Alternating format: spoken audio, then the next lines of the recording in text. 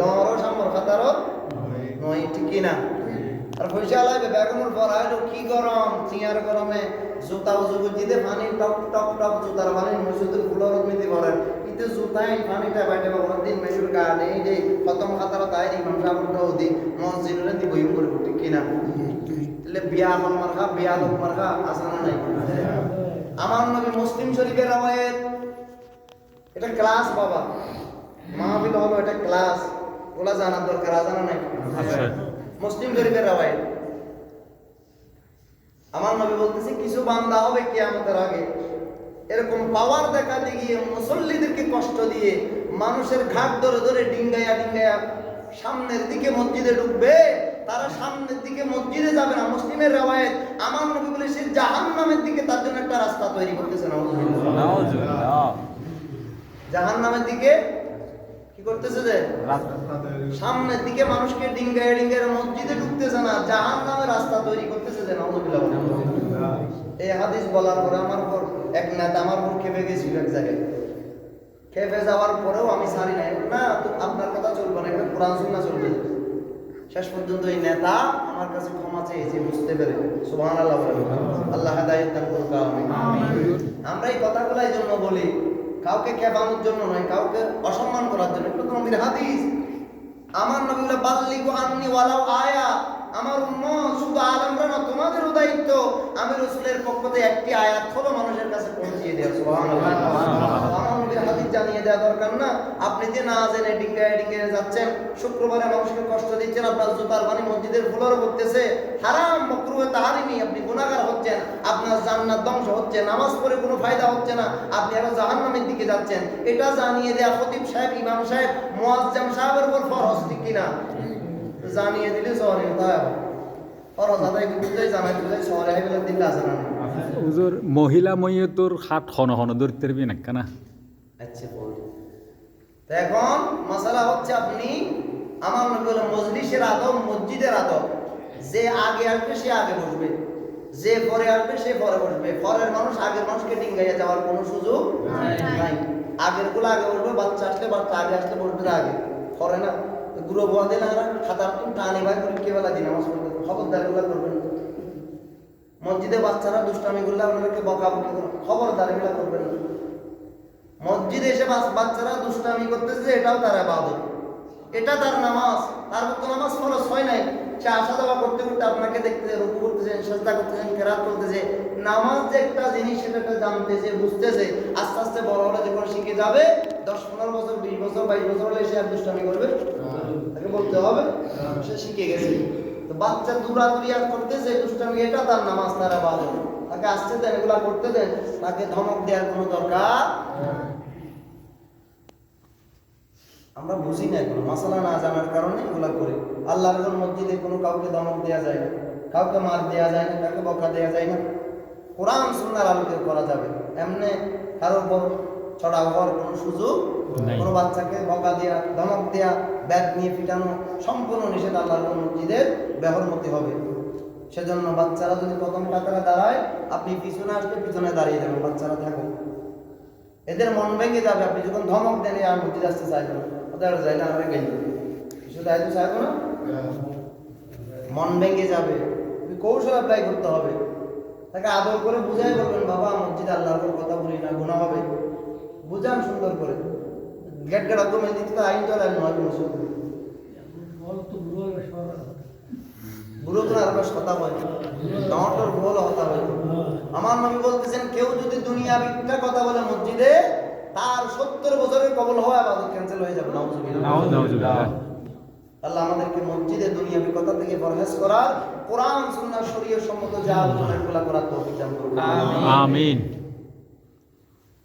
এখন মসজিদে ঢোকার সময় জুতার পানি তো হারাম। আলা হযরত ফতোয়া রেজবিয়ার মধ্যে লিখেছে, আপনি ওযু করেছেন, ওযু করার পর আপনার শরীর থেকে পানি করতেছে, এগুলা মসজিদের ফ্লোরে ভরা, এগুলাও হারাম।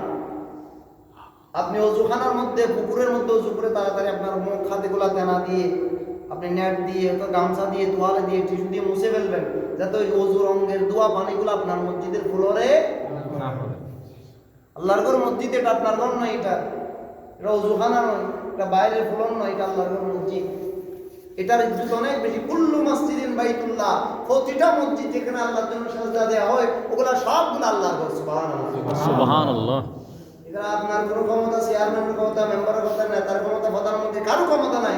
এখানে ক্ষমতা চলবে একমাত্র যিনি খতিবে মুকাররম, কোরআন সুন্নাহ রাসূলের মধ্যে ওনার ক্ষমতা চলবে। সুবহানাল্লাহ। উনিও শরীয়তের বাইরে কোনো ক্ষমতা দেখাইতে পারবে না। এখানে যদি ভুল হয় সাথে সাথে লোক মাসানা নাই। আলহামদুলিল্লাহ সূরা ফাতিহা হবে আলাম তারা পড়া শুরু করলে মিস কল দিবেন না দিবেন, মারে লোক মিস কল মানে লোক মারে। আল্লাহু আকবার। হুজুর অনেক লাইন খরচ করে বলেন ভুল ব্যক্তি লিখুন আগে আলহামদুলিল্লাহ বলুন, তারপরে আলহামদুলিল্লাহ, ঠিক কিনা? শরীয়তের বাইরে ইমাম সাহেবও ব্যতিক্রম করার কোনো সুযোগ নাই। আল্লাহ আমাদেরকে ইজ্জত বুঝার, মসজিদের তাজিম হুরমত বুঝার তৌফিক দান করুন। আমিন।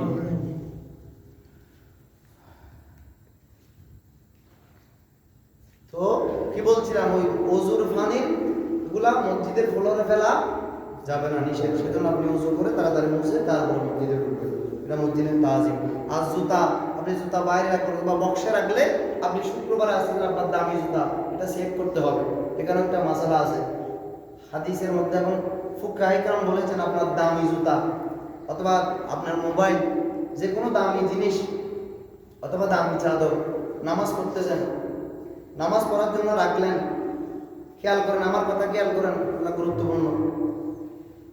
দামি চাদর একটা রেখে আপনি আল্লাহু আকবার নামাজে দাঁড়িয়েছেন, অথবা দামি জুতা রেখে পিছনে রেখে পাশে রেখে জুতার বক্সে আপনি নামাজ পড়তেছেন, সুরাই একটা আপনার শাল নিয়ে যাচ্ছে, আপনি দেখতেছেন নামাজের ভিতরে যদি পাশে আছে, মোবাইল নিয়ে যাচ্ছে, জুতা নিয়ে যাচ্ছে, এখন কি নামাজ পড়বেন না জুতা বাঁচাবেন? ওটা করবেন, নামাজ পড়তে হবে না। আদ-দীনু ইউসরা, ইসলাম হচ্ছে সহজ।